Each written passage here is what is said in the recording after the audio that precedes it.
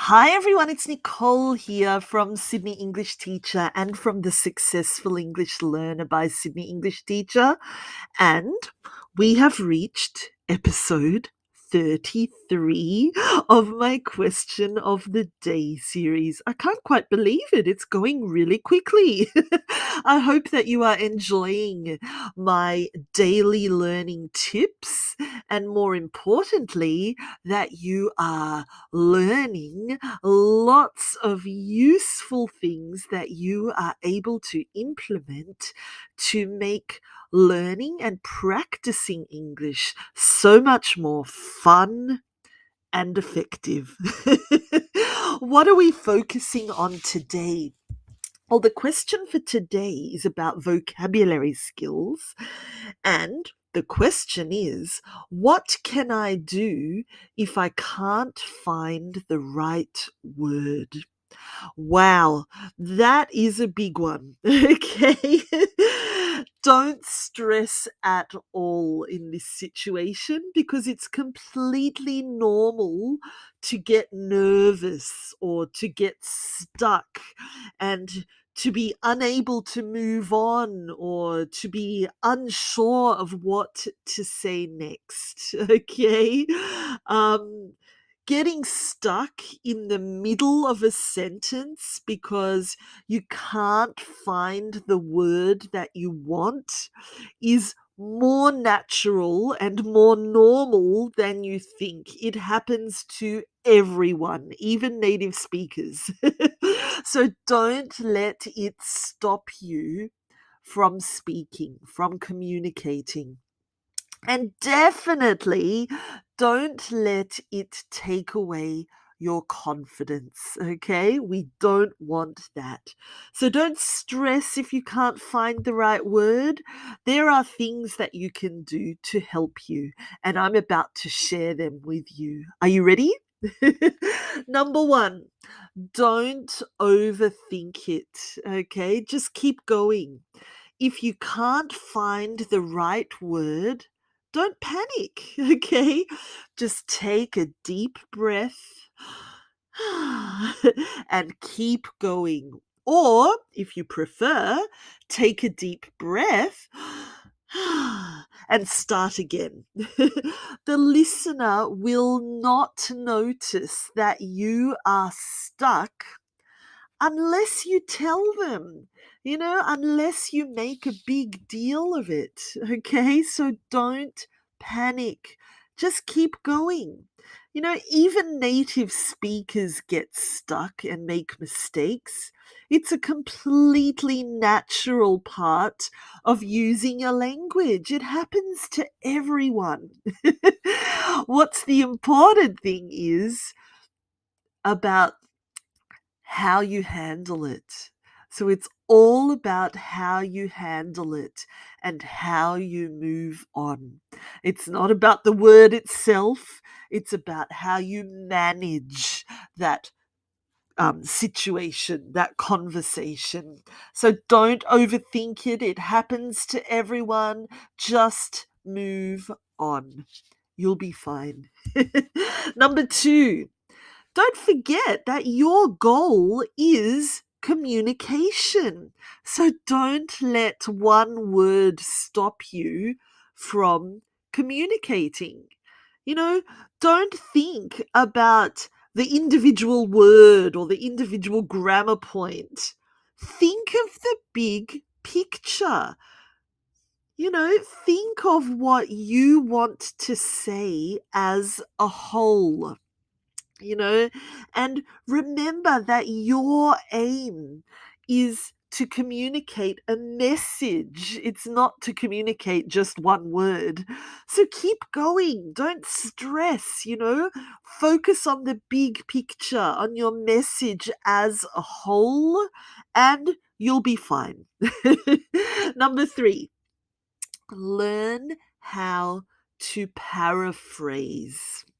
You know, this is a very, very useful tool when it comes to communicating in any language, even in your own language. Okay, so paraphrase. If you can't think of the exact word, don't worry. Use other words to explain this word. You know, what you end up saying might be a little bit longer, but you're giving the same message. You're saying the same thing. And the listener or even the reader will understand. Okay. So paraphrase. Say what you're thinking using different words. Explain the word using different words. Easy. This is also a really good activity to do to test your knowledge of words. You know, take a word, explain it, use alternative words for that word. It's a really great and quick way of building your vocabulary, your confidence, and explaining something on the spot. So, a good activity. Think of a word, paraphrase it. Think of another word, paraphrase that as well. Good practice, and it's fun. Number 4, I'd like you to think about using thinking time techniques. If you use thinking time techniques, they give you more time to think. You know, there's certain expressions, and I've got a whole lesson about this over in my Facebook group, on my blog, and on my YouTube channel. It's called, I think, Thinking Time Techniques. Just do a search. But it gives you time to think, and the listener doesn't really notice that you're stuck. You know, another thing you could do is to ask the listener a question. If you're asking them a question, you're basically opening the floor to them. You're giving them the opportunity to talk, and it gives you more time to think. Even better is if you're honest. You know, tell the listener that you're nervous, that you're stuck, that you can't find the word you're looking for. They might even help you. And so you'll learn along the way. So, using these thinking time techniques is really powerful, and it will boost your confidence instead of taking your confidence away. So, a quick overview here of the key points that I'd like you to remember from today's episode.